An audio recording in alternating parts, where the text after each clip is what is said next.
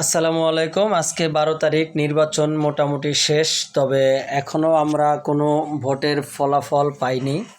তবে আমরা চাইব সারা দেশে সুষ্ঠু নির্বাচন যদি হয়ে থাকে তাহলে যেই দলই যাক না কেন আমরা চাইব বাংলাদেশে যেন সবারই ভালো হয় এবং কারো কোনো ক্ষতি না হয় এবং সুষ্ঠু নির্বাচন আমরা আগামী দিনের ভবিষ্যৎ বাংলাদেশ আমরা সামনে দেখতে চাই, ভালো বাংলাদেশ, এবং সবাই যেন সচেতনভাবে চলে এবং সুষ্ঠু নির্বাচন যেহেতু হয়েছে সবারই দাবি যেই দলই যাক না কেন আমরা যেন আগামী দিনে ভালো একটা বাংলাদেশ পাই এবং সাধারণ মানুষ যেন ভালো একটা সুবিধা পায়, যানবাহনে চলাচলের সুবিধা পায় এবং চাকরিজীবী যারা আছে তারা যেন খুবই ভালো উদ্যোগ পায়। আমরা এই আশাই করব সবার কাছেই, যেন আমরা সুষ্ঠুভাবে চলাচল করতে পারি এবং আমরা সাধারণভাবে বেঁচে থাকতে পারি, এতটুকু প্রার্থনা।